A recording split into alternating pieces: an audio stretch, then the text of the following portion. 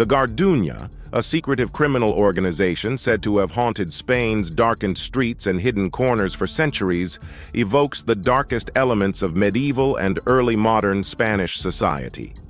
With tales that trace its roots back to the 15th century, the Garduna's story is intertwined with Spain's own turbulent history, particularly the political and religious upheavals that marked the era of the Inquisition. Allegedly emerging as a clandestine organization dedicated to crime, extortion, and political assassination, the Garduna's name became synonymous with an invisible, omnipresent power operating just out of sight, fueling an atmosphere of mystery, fear, and fascination. According to legends, the Garduna did not simply form to profit from crime. It was established with a strict set of rules, a hierarchy, and a secret code of conduct. Members operated in total secrecy, taking solemn oaths that bound them to silence and loyalty. Disobeying these oaths meant risking a brutal punishment, death, often carried out in the dead of night. New recruits to the Garduna were carefully selected, rumored to be initiated through elaborate and chilling ceremonies where loyalty was tested in extreme ways. It is said that, in these initiation rites, initiates would be asked to demonstrate their courage and dedication by performing daring acts, sometimes involving symbolic bloodletting or enactments of loyalty to prove they could be trusted with the organization's most clandestine missions. At its core, the Garduna was allegedly structured like a brotherhood or secret society, with a grand master at the helm. Beneath this master were various ranks, each with assigned duties, from executing assassinations to managing bribes and running underground gambling and smuggling operations. A rigid chain of command ensured that orders flowed seamlessly from the top, with no room for questions or hesitation.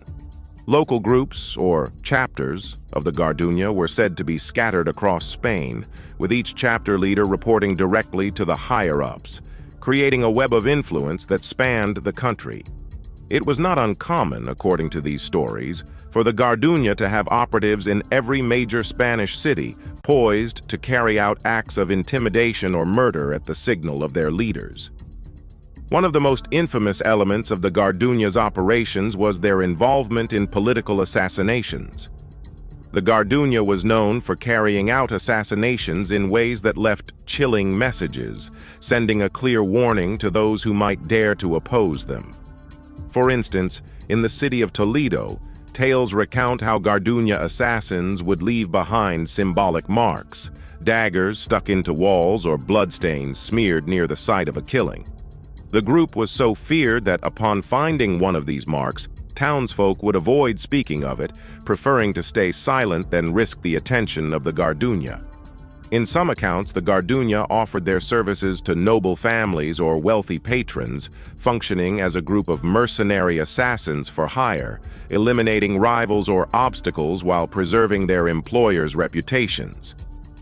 The Garduna's influence allegedly extended into the very institutions that were meant to uphold justice and order, including the Church and the Inquisition.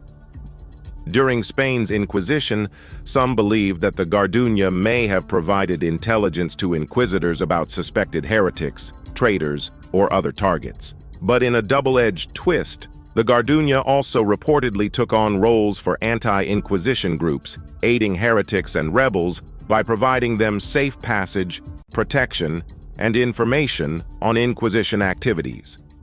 These complex alliances allowed the Garduna to operate from both sides, shifting allegiances as it suited their purposes and ensuring that they remained untouchable. They were masters of espionage, allegedly infiltrating even high-ranking officials by posing as servants or clergy, gathering valuable information, and always staying several steps ahead of authorities. One fascinating aspect of the Garduna legend is its supposed connection to Spain's conquest of the Americas. It is rumored that Garduna members accompanied Spanish conquistadors to the New World, where they sought to expand their criminal empire.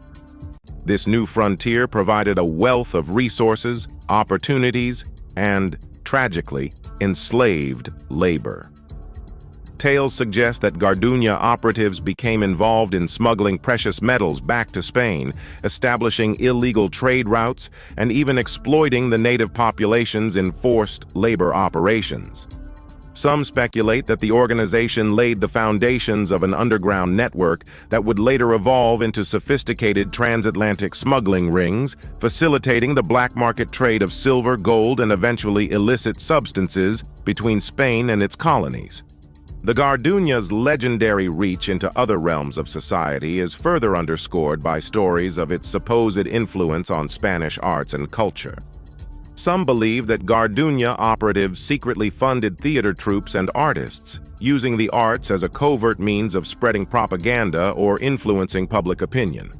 Plays, poetry, and paintings with subtle anti-authoritarian messages may have been commissioned by the Garduna to sway public sentiment, though always in ways that protected their anonymity. By aligning with creatives who opposed the strict dogmas of the Inquisition, the Garduna could indirectly spread messages of rebellion or dissent, sparking conversations in the public sphere that challenged Spain's strict social order. Historians remain divided over the Garduna's authenticity. Many argue that the Garduna could be an amalgam of various criminal elements, a product of Spanish folklore rather than a single cohesive group. Official records of the Inquisition, which document confessions often extracted under duress, contain numerous mentions of Garduna-like groups, fueling speculation that the Inquisition may have exaggerated or fabricated the group's existence as a way to justify its own brutal methods. By creating a boogeyman in the form of the Garduna, the Inquisition could rally public support for harsh measures, invoking the fear of a hidden criminal network that endangered the entire kingdom. In the 19th century, rumors surfaced that the Garduna had not only survived, but had adapted to the changing times, shifting from medieval swords and daggers to the more sophisticated tools of espionage, blackmail, and organized crime. By then, Spain had entered a modern era, and the Garduna was said to have kept pace, influencing local politicians and business magnates, and maintaining ties with other criminal networks across Europe. Their secrecy, it was believed, had only deepened with time, and some saw the Garduna as a relic of Spain's past that had morphed into a modern crime syndicate. Today, the legacy of the Garduna lives on as an enduring Spanish legend, a symbol of intrigue, danger, and resistance. Some scholars have argued that, if the Garduna truly existed, it would represent one of the earliest examples of organized crime in European history, a predecessor to the mafia and similar syndicates.